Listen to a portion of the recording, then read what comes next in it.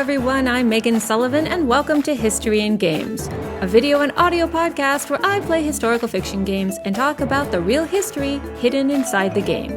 In today's episode, we're talking about chaos! And I don't just mean the bad guys in Final Fantasy and Sonic.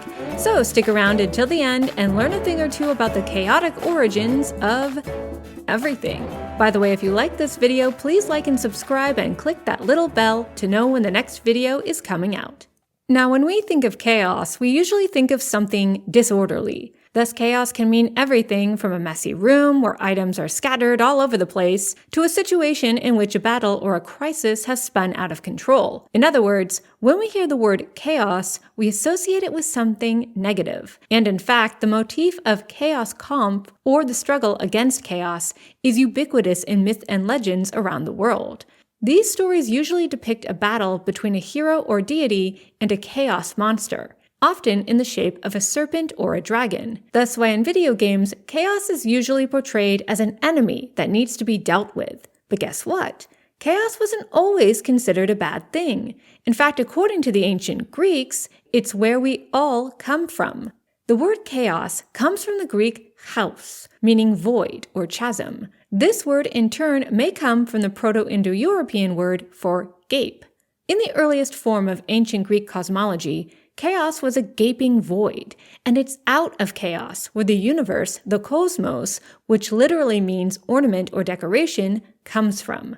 Now, although chaos is portrayed as male in Final Fantasy and genderless in Hades, which overall is potentially accurate, the ancient Greeks often thought of chaos as female, described by some as a goddess without myths. Chaos is first mentioned in Hesiod's Theogony, an 8th century BCE work that recounts the origins of the universe and the gods that dwell within it. And appropriate to chaos, this origin story is the jumping-off point for other ancient Greek theories about our beginnings.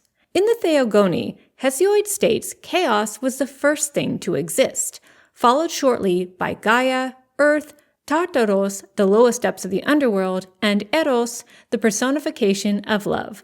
By the way, this was long before Eros became the adorable winged son of Aphrodite, a transition that might have to do with a god we'll talk about later, Phanes.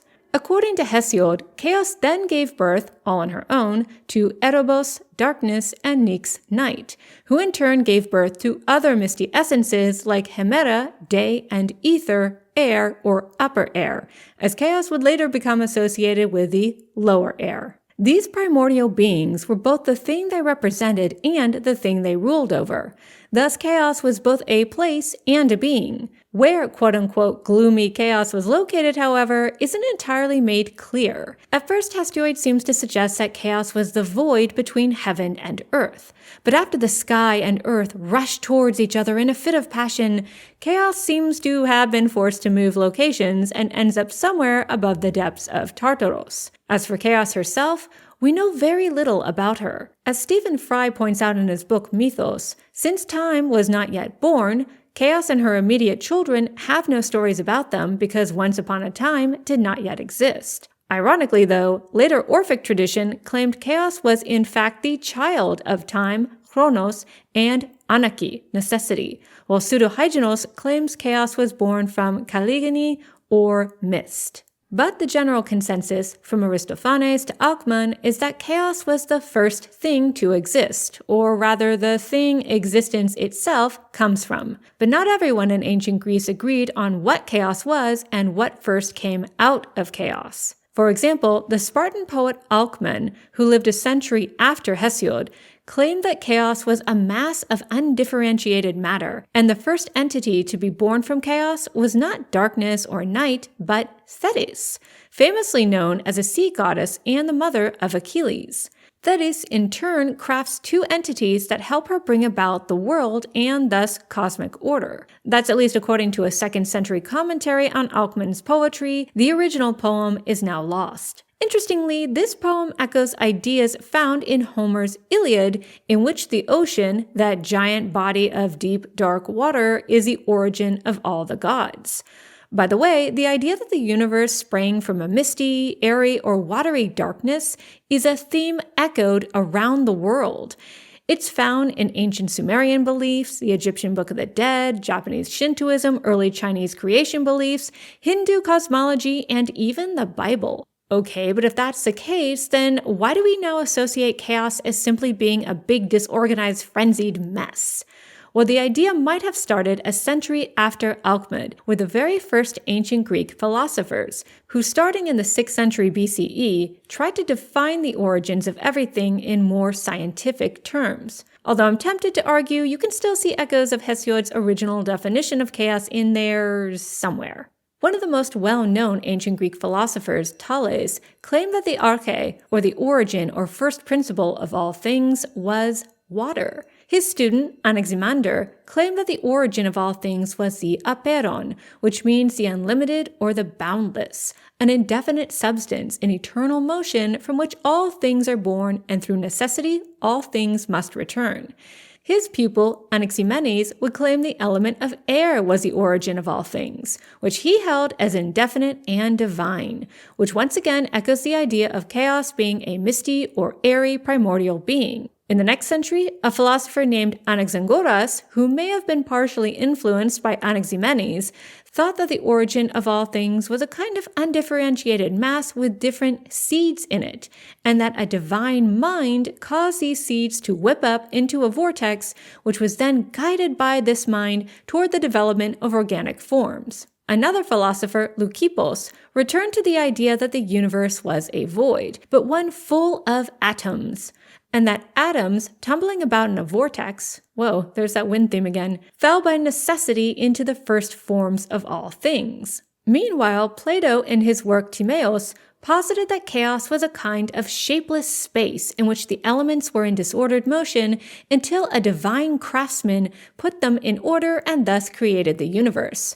Plato's student Aristotle disagreed, however, and argued that chaos was not simply a void, but a physical substance without which no bodies could exist in space. Or, so they say. I tried reading metaphysics and it's just completely gobbledygook to me. At any rate, other philosophers continued to expand on these ideas, which finally leads us to the Roman poet Ovid. In Ovid's Metamorphoses, he describes chaos as, quote, a crude and undigested mass, a lifeless lump, unfashioned and unframed, of jarring seeds, and justly chaos was named.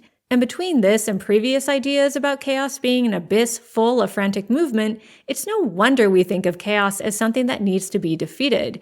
It's a messy thing and we need order, people. Oh, speaking of the abyss, the name abyss, which is sometimes interchanged with the name chaos, comes from the Sumerian word abzu, a primordial freshwater sea believed by the ancient Sumerians to be deep within the earth. It's also the name of a rather nifty game that came out a few years ago. This word later appears in the Septuagint, the earliest Greek translation of the Hebrew Bible, as abyssos, meaning bottomless or boundless in Greek, and initially referred to the primordial waters or chaos out of which the ordered world was created in the book of Genesis. Thus, why we sometimes interchange the words abyss and chaos. At any rate, I like how the game Hades reintroduces chaos in its more neutral, non-binary form. Although chaos's non-binary form in this game may be inspired by the Orphic belief chaos, that child of Chronos or time, along with ether or air, created a cosmic egg, and out of that egg came Phanes or Protogenos,